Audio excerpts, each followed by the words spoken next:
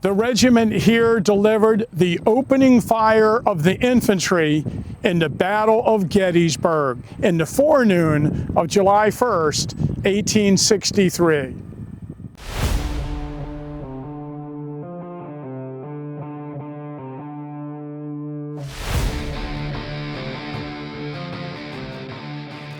Hello, I'm Tim Smith with Gettysburg History, and welcome to another Monuments Monday. In this episode, I wanted to talk a little bit about the 56th Pennsylvania Infantry Memorial along Reynolds Avenue on the first day's battlefield.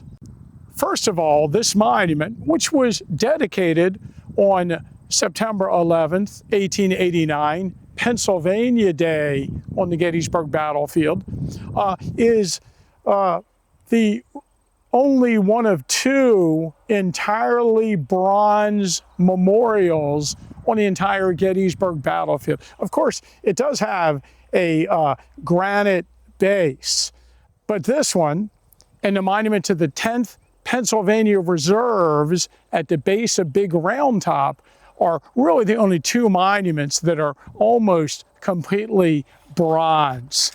And this unit was part of the 1st Army Corps. They were part of the 1st Division under General James Wadsworth. And of course, they were part of Lysander Cutler's brigade, the 2nd Brigade of the 1st Division of the 1st Army Corps. And this unit was camped at Marsh Creek on the evening of June 30th, and in the morning of July 1st, it was Cutler's brigade that took the road first, and they got out in front of the rest of Wadsworth's division on their march to Gettysburg. Of course, the Union cavalry under John Buford had been skirmishing since early in the day on July 1st. But this unit arrived coming up the Emmitsburg Road. They cut across the fields from near the Cadore Farm to Seminary Ridge. They cut across in front of the seminary in the low ground, and they were ordered across the Chambersburg Pike, across the unfinished railroad excavation into this area. And they moved up into position right here.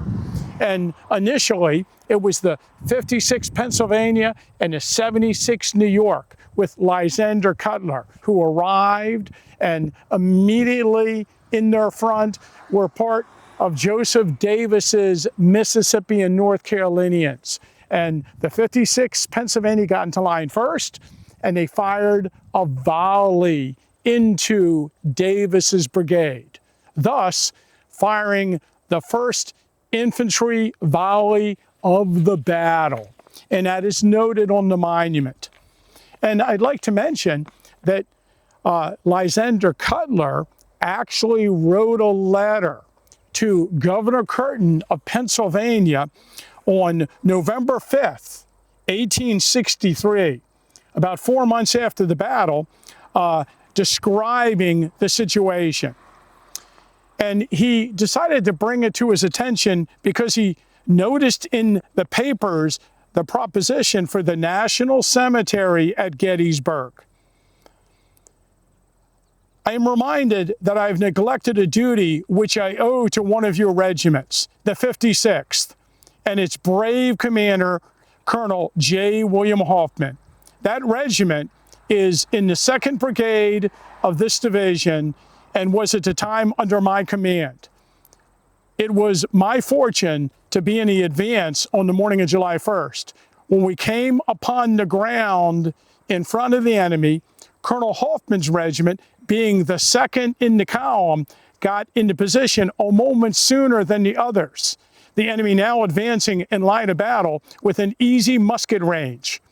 The atmosphere being a little thick, I took out my glasses to examine the enemy. Being a few paces in rear of Colonel Hoffman, he turned to me and inquired, "Is that the enemy?" My reply was yes. Turning to his men, "Ready, right oblique, aim, fire," and the Battle of Gettysburg was opened. The fire was followed by other regiments instantly.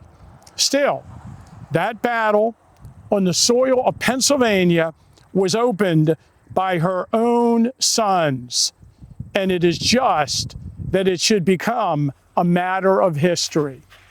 And this letter was printed in the history of the Pennsylvania Volunteers as published by Samuel Bates. And early on, it was a well-known fact. Colonel J. William Hoffman wrote a lot about the battle. He spoke at the dedication ceremony of this regiment. In the 1880s, in the National Tribune, a veterans newspaper published out of Washington, D.C., the 2nd Wisconsin Infantry of the Iron Brigade took issue with this statement. They insisted that Solomon Meredith's brigade was the lead brigade on the March to Gettysburg. And the 2nd Wisconsin wheeled into position and with General Reynolds fired on the enemy in the Herbst woodlot. And they insisted that they opened the first fire of the Battle of Gettysburg by an infantry regiment. And although letter after letter and source after source confirmed that Cutler's brigade was ahead of Meredith's brigade, the Wisconsin veterans for years continued to argue against this honor given to the 56th Pennsylvania.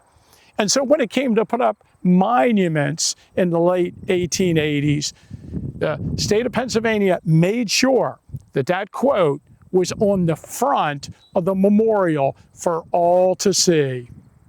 J. William Hoffman died in Philadelphia and is buried in Fairmount Park Cemetery today.